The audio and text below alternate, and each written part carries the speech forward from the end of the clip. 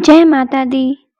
आज हम लोग पाठ करेंगे श्री दुर्गा सप्तशती जी का चौथा अध्याय।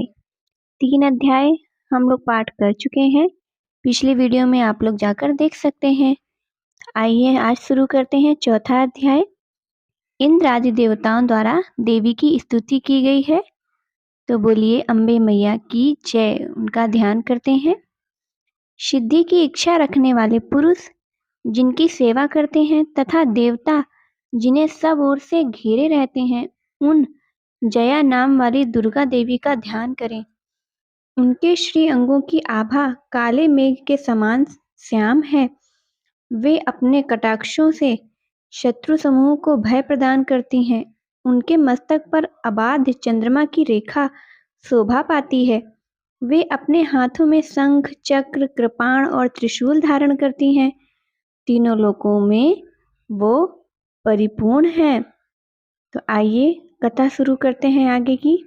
ऋषि कहते हैं, अत्यंत पराक्रमी दुरात्मा महिषासुर तथा उसकी दैत्य सेना के देवी के हाथ से मारे जाने पर इंद्र आदि देवता प्रणाम के लिए गर्दन तथा कंधे झुकाकर उन भगवती दुर्गा का वचनों द्वारा स्तवन करने लगे। उस समय उनके सुंदर अंगों में अत्यंत हर्ष के कारण रोमांच हो आया था।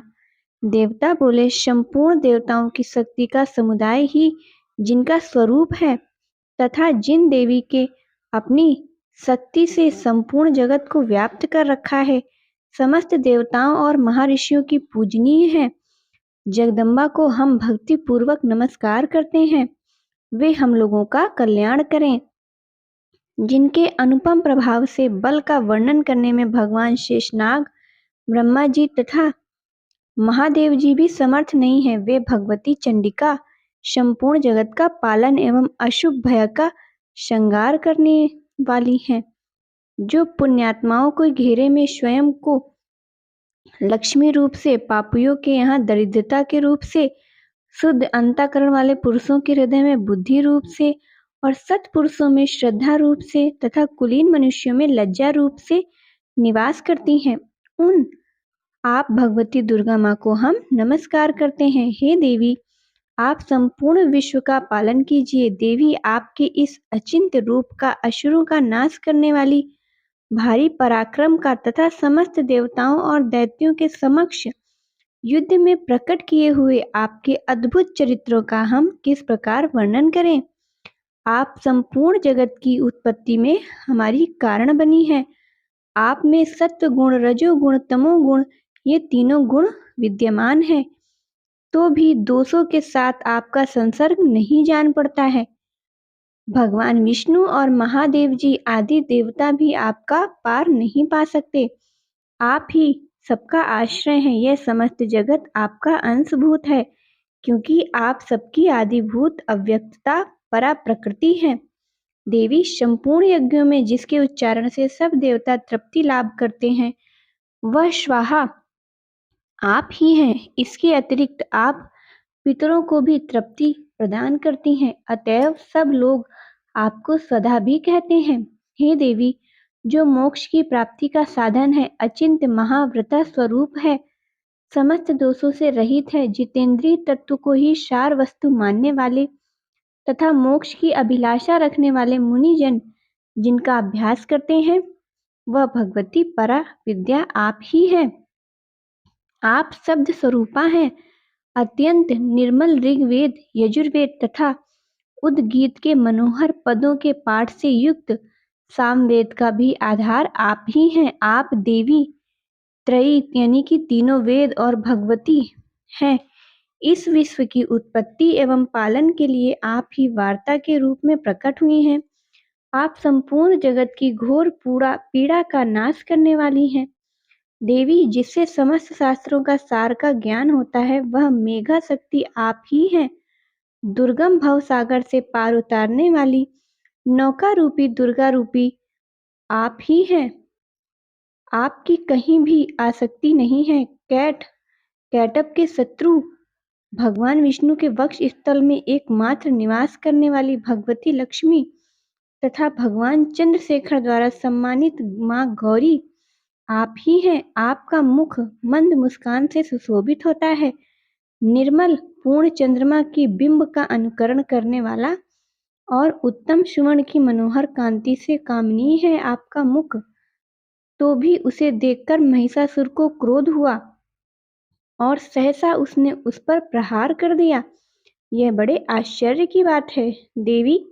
वही मुख जब क्रोध से युक्त होने पर उदय काल के चंद्रमा की भांति लाल और तने हुए भौवें के कारण विकराल हो उठा, तब उसे देखकर महिषासुर के प्राण तुरंत ही निकल गए।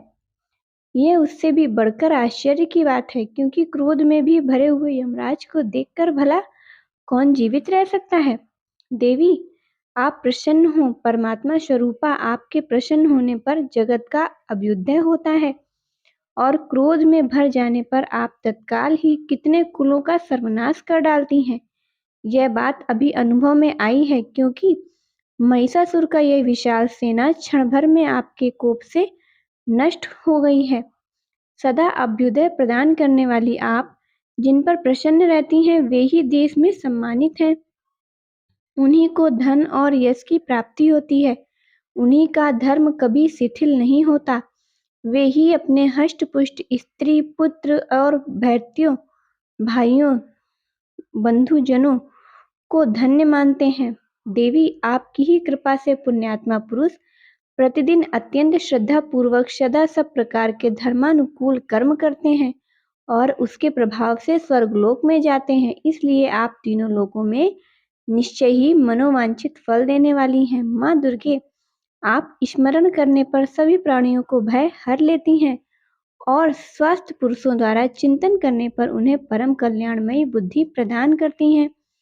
दुख दरिद्र और भय हरने वाली देवी, आपके सिवा दूसरा कौन है जिसका चित्त सबका उपकार करने के लिए ही सदा लालायित रहता हो। देवी, इन राक्षसों के मरने से संसार को सुख मिले तथा ये राक्षस चिरकाल तक नरक में रहने के लिए भले ही पाप करते रहे हों, इस समय संग्राम में मृत्यु को प्राप्त होकर स्वर्गलोक में जाएं। निश्चय ही यही सोचकर आप शत्रुओं का वध करती हैं। आप शत्रुओं पर शास्त्रों का प्रहार क्यों करती हैं? समस्त असुरों को दृष्टिपात मात्र से ही भस्म क्यों नहीं कर देती? इसमें एक रहस्य है। ये शत्रु भी हमारे शास्त्रों से पवित्र होकर उत्तम लोकों में जाएं। इस प्रकार उनके प्रति भी आपका विचार अत्यंत उत्तम है। खड्ग के तेज से पुंज भयंकर दीप्ति से आपके त्रिशूल में अग्रभाग की घनीभूत प्रभा से चकाचौंध होकर जो असुरों की आंखें फूट नहीं गईं, उसमें कारण यही था कि वे मनोहर रश्मिमय युक्त चंद्रमा के समान आनंद प्रदान करने वाली आपके इस सुंदर मुख का दर्शन करते रहे हैं। देवी, आपका शील दुराचारियों के बुरे बर्ताव को भी दूर कर देता है। साथ ही यह रूप ऐसा है जो कभी चिंतन में भी नहीं आ सकता और जिसकी कभी दूसरों से तुलना भी नहीं की जा सकती, तथा आपका बल और पराक्रम तो उन दैत्यों का भी नाश करने वाला है जो कभी देवताओं के पराक्रम को भी नष्ट कर चुके हैं। इस प्रकार आपने शत्रुओं पर अपनी दया ही प्रकट की है। वरदायिनी देवी, आपके इस पराक्रम की किससे तुलना की जा सकती है तथा शत्रुओं को भय देने वाली एवं अत्यंत मनोहर ऐसा रूप आपके सिवा और कहाँ है?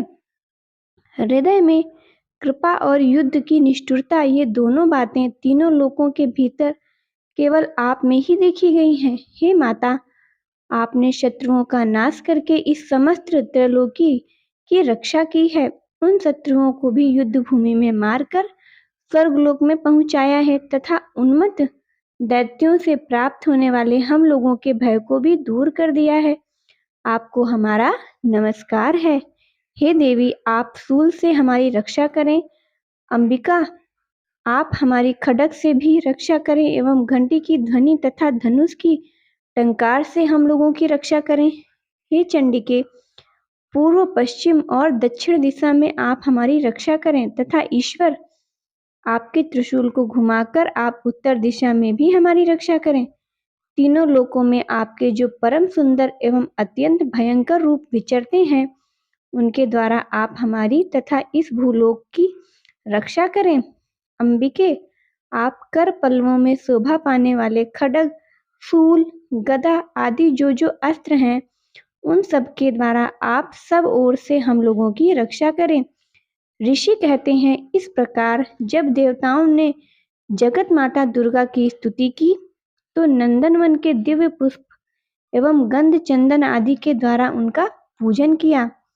फिर सबने मिलकर जब भक्ति पूर्वक दिव्य धूपों की सुगंध निवेदन की, तब देवी ने प्रसन्न होकर प्रणाम करते हुए सब देवताओं से कहा। देवी बोली, देवताओं, तुम सब लोग मुझसे जिस वस्तु की अभिलाषा रखते हो उसे मांगो। देवता बोले, भगवती माँ, आपने हमारी सभी इच्छाएं पूर्ण कर दी हैं।